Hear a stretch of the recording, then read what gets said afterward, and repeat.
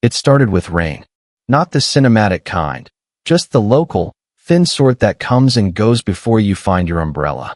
I was halfway through the drive when my old Honda coughed, blinked, and decided it had done enough for the night. My phone showed 1 bar of signal, then none. So I called the only number I knew near that part of town. Amir, a college friend who'd once said, "If you're ever around Rawalpindi, crash at my place, man." He sounded half asleep, but said, "Sure, come over." When I got there, he wasn't home. He'd left a message, keys under the mat. My sister's around somewhere. That's how I first saw her. She was sitting in the kitchen, hair tied up, glasses low on her nose, reading something on her phone under a single yellow light. A mug of tea next to her, untouched. The clock ticked like it was the only one awake. "You must be," she said, standing up a little. Rayyan. Amir's friend." She nodded, then smiled, the kind of smile that doesn't lift the eyes but still feels like warmth. "He told me you might drop by. Your car okay?" "Dead. Happens to old things." She glanced toward the rain outside. "You eaten?" I said I wasn't hungry, though my stomach disagreed. She poured another cup anyway. Steam rose between us. There wasn't much to talk about, or maybe there was, but neither of us felt like starting. She asked about my work, and I gave small answers. She didn't fill the silence, just let it sit there like furniture. Her name was Hina, mid-40s, maybe. There was a calmness about her, the sort that doesn't announce itself, but makes you lower your voice. At one point, she looked at my wet sleeves and said, "You'll catch something if you keep those on." I said, "I don't have spare clothes." She disappeared for a minute and came back with a folded towel and an old t-shirt that looked soft with age. "Amir's," she said. "Or maybe mine. Doesn't matter anymore." Something about the way she said that, quietly, like it slipped out of her without asking permission, made me glance up. But she was already walking away, pretending to check the kettle. Later, in the guest room, I sat on the edge of the bed, scrolling through my phone with no signal, pretending to be busy. There were old chats I didn't open. A draft text I'd written weeks ago. I miss how things used to be. Still unsent.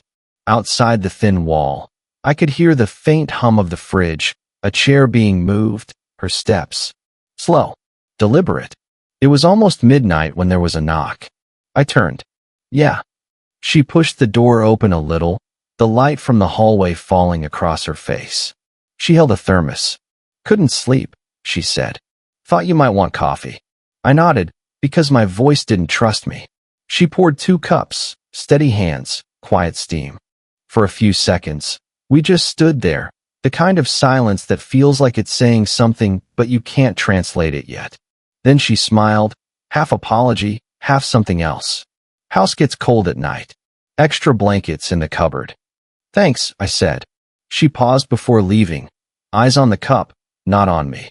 "Good night, Rayyan." After she left, the smell of her coffee stayed.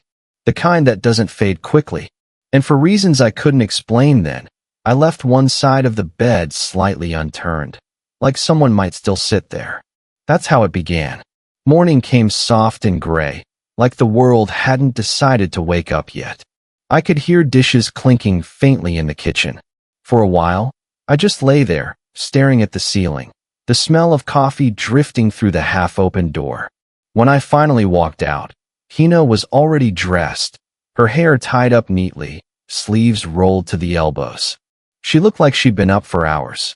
"Morning," I said. She looked up briefly, then nodded toward the counter. "Made you some toast. I wasn't sure how you take your coffee." I smiled. "Strong. No sugar." She hesitated. "Same here."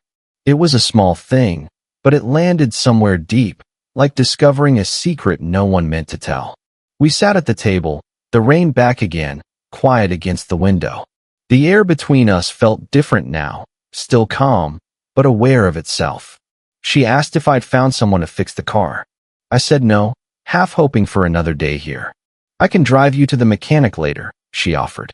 "I don't want to bother you." "You're not." That pause lingered longer than it should have. I caught her watching me when she thought I wasn't looking. Maybe I was watching her too. Later, when she reached for something on the top shelf, a mug slipped. I caught it just in time. Our hands brushed, quick, but enough to feel. Good reflexes, she murmured. I laughed softly. Guess the rain's making me alert. She smiled, but didn't move her hand right away. Then, almost abruptly, she turned to wash another cup. Her movements were steady again, but something underneath had shifted. Around noon, she sat down with a photo album, one of those thick, old ones that barely close. I don't know if she meant for me to see, but she didn't hide it either. That's Amir when he was 10, she said, smiling faintly. He used to follow me everywhere. Her voice changed on the next picture, quieter. And that's before the divorce. Long time ago. I didn't say anything. She turned the page like someone folding away a thought. After a while, she looked at me, half smiling again. You're polite. Most people your age talk too much. I do, I said. Just not when it matters. Something in her eyes flickered. Not amusement exactly, maybe recognition. That evening, when she dropped me at the mechanic's, I almost thanked her too many times. She waved it off. Don't overthink kindness. It ruins it. Later, when the car was fixed and I came to get my bag, she met me at the door holding the thermos. You forgot this, she said. I hesitated, taking it from her hand, our fingers brushing again, not by accident this time. Thanks for everything, I said. She nodded, but didn't look away. You're welcome, Rayanne. There was a silence that neither of us knew how to close. When I finally turned to leave, she said, almost to herself, I don't know why that moment stayed with me. Maybe because it felt like someone finally saw me. The next time I saw her, it wasn't supposed to mean anything. Just me stopping by to return the thermos I'd forgotten again. Or maybe forgotten, on purpose. She opened the door like she'd been expecting someone else.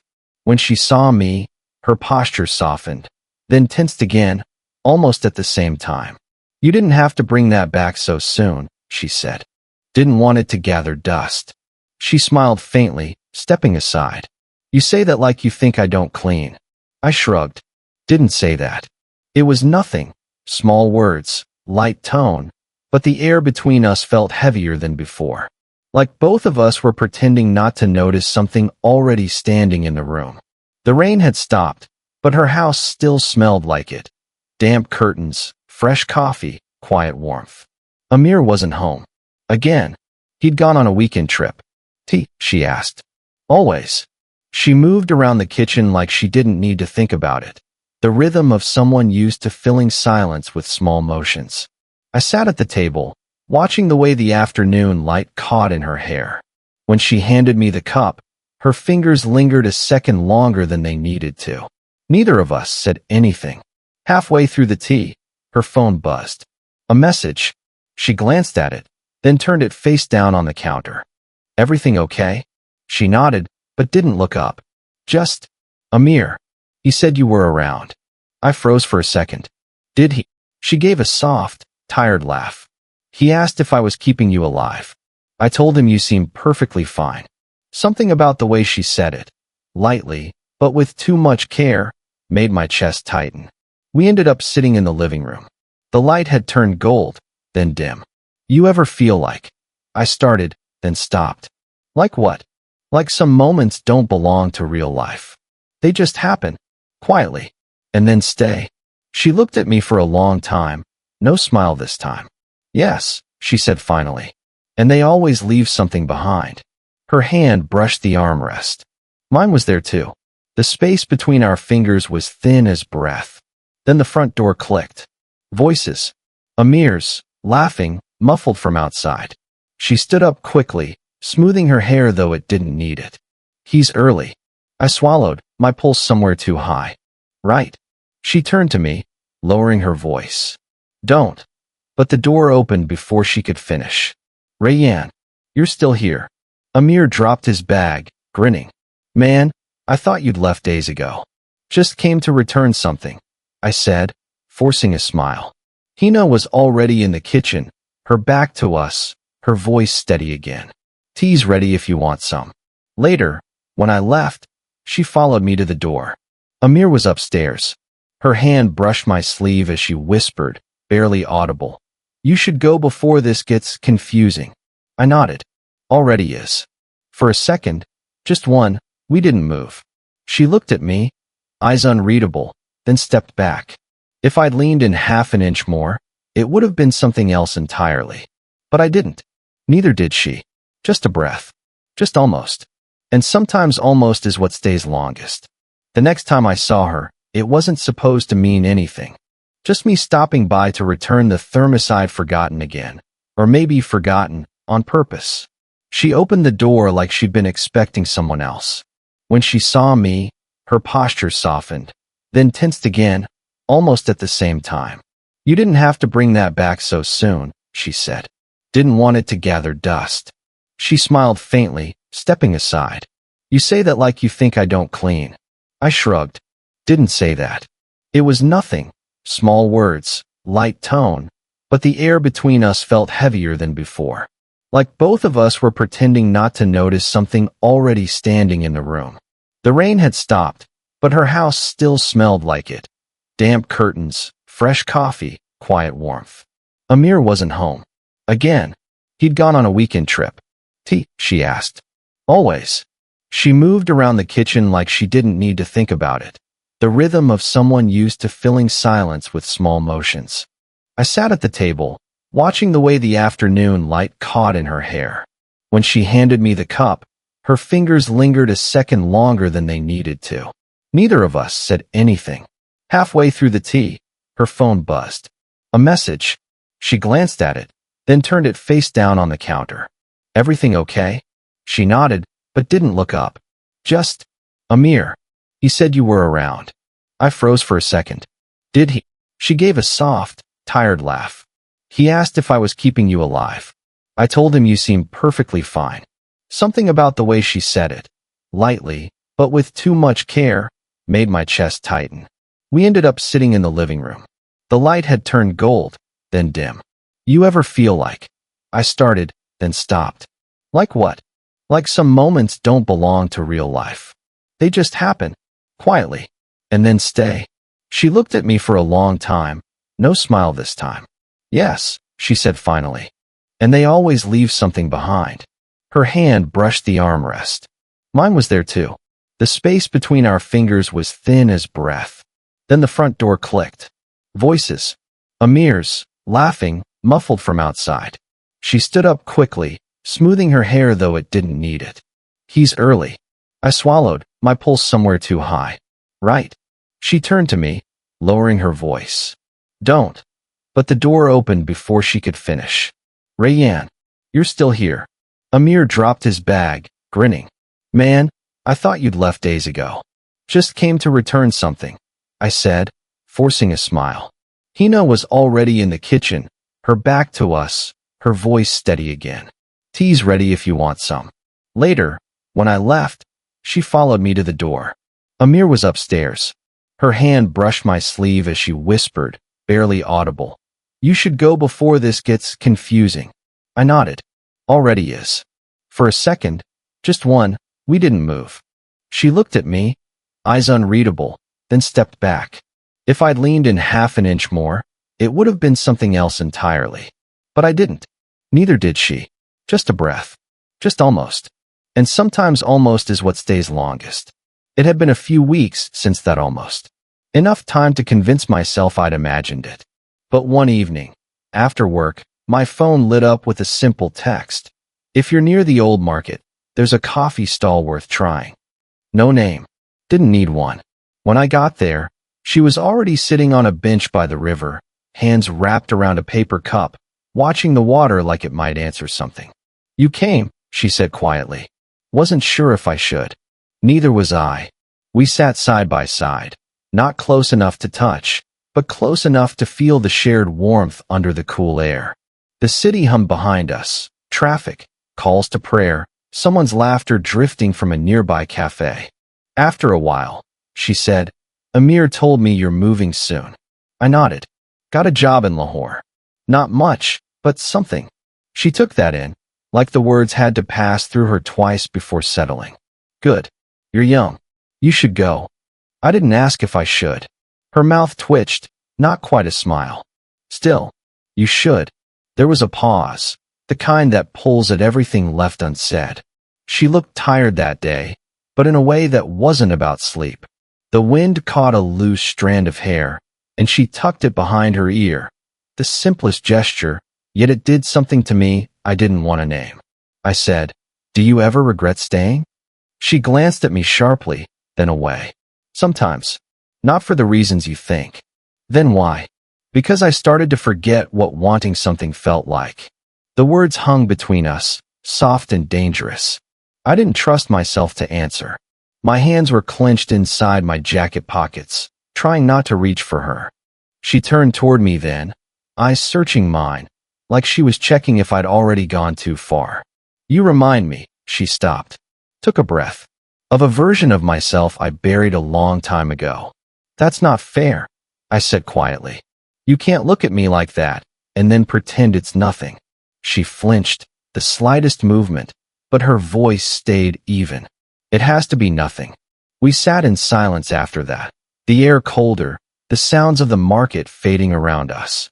I wanted to tell her that I'd thought about her every night since that moment in the living room. That every time I poured coffee, I remembered how she held the cup, steady, like it meant something. But all I said was, "You don't have to keep pretending." She looked at me, really looked, and for the first time, her eyes were unguarded. "I'm not pretending," she said softly. "I'm surviving." Then she exhaled, trembling just once, like something in her had cracked but refused to break. The river kept moving, uncaring.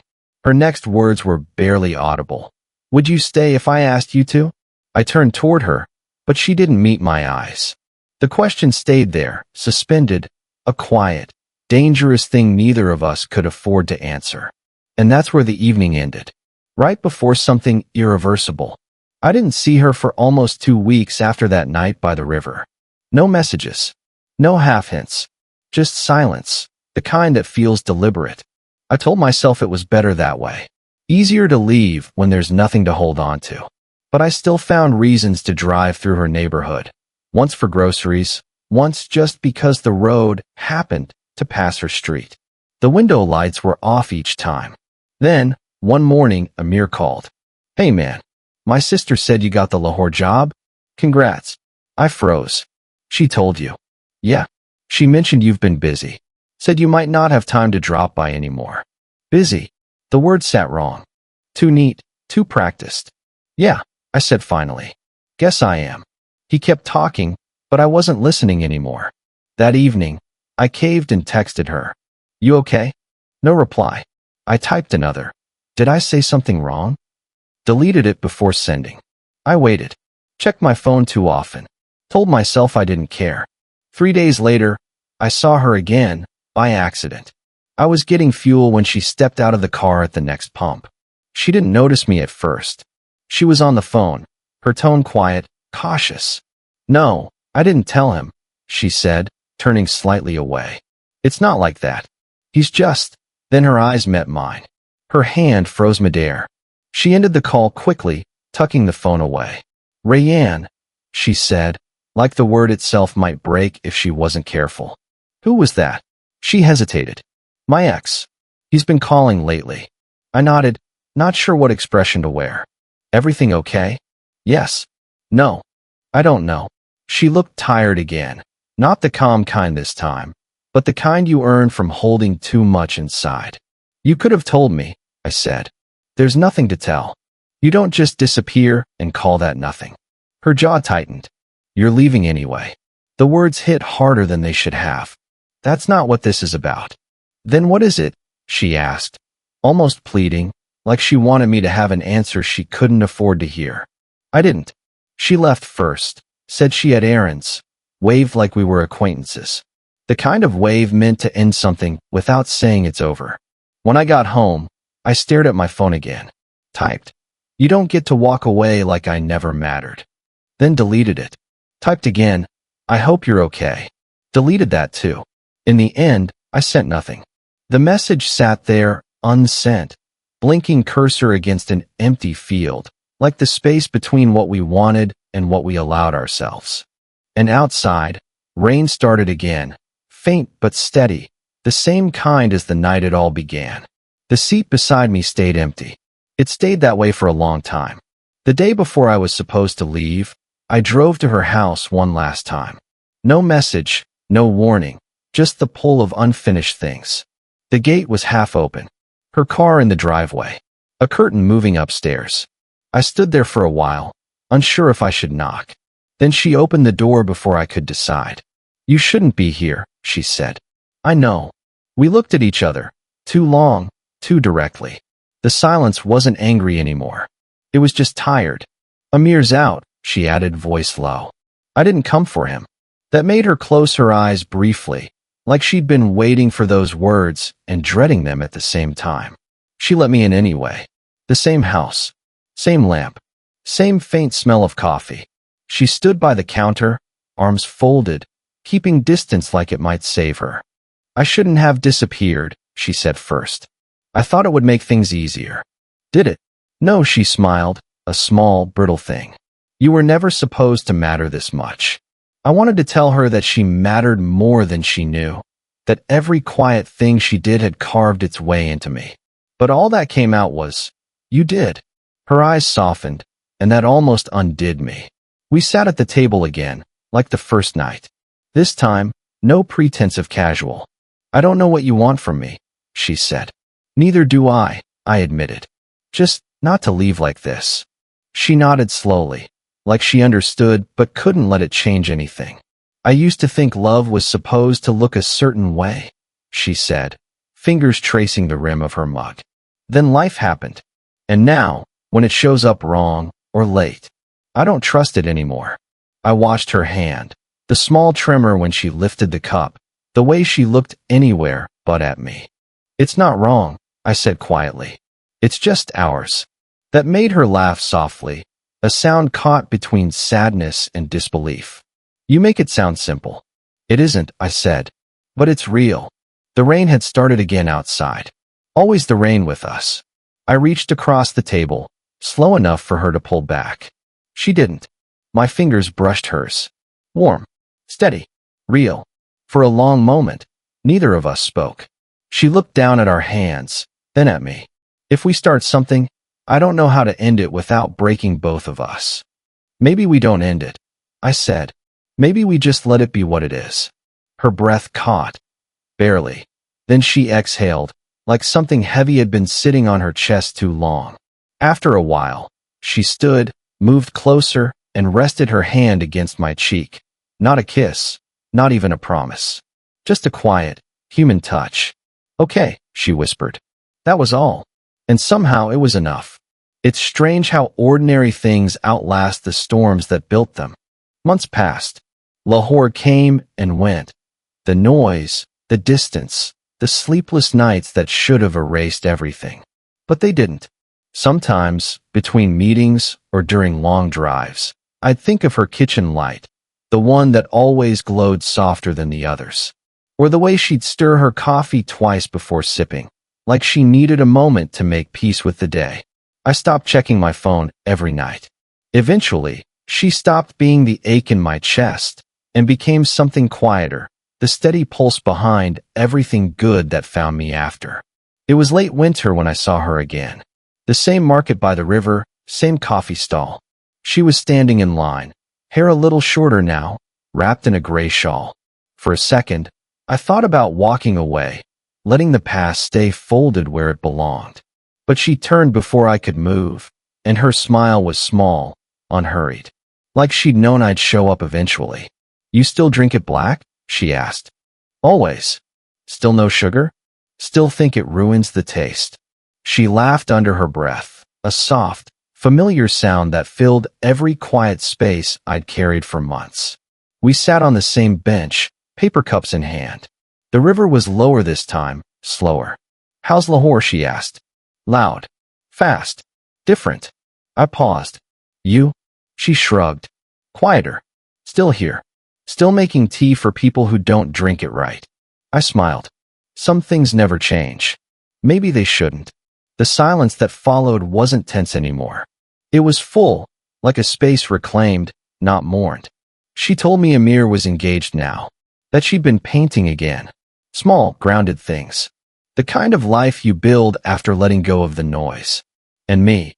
I told her about late-night drives, unfinished songs, and how the rain still made me think of her kitchen clock ticking past midnight. When we stood to leave, she looked up at the sky, soft gray again, promising rain. Funny, she said. Every time the weather turns like this, I think of that night. The one with the coffee? She smiled. The one where you almost stayed. Maybe I did, I said quietly. Her eyes met mine, calm, steady, without all the hiding we used to do. She reached out, brushed something invisible from my sleeve, then said, 8:47. You always showed up around this time. Still do, I said. And that was it. No promises. No need. Just two people who had carried something real through the noise and found it waiting, intact, on a bench by the river. When I drove away, the rain finally started. It sounded like that first night again, steady, forgiving. And for the first time, it didn't feel like the end. It just felt like living.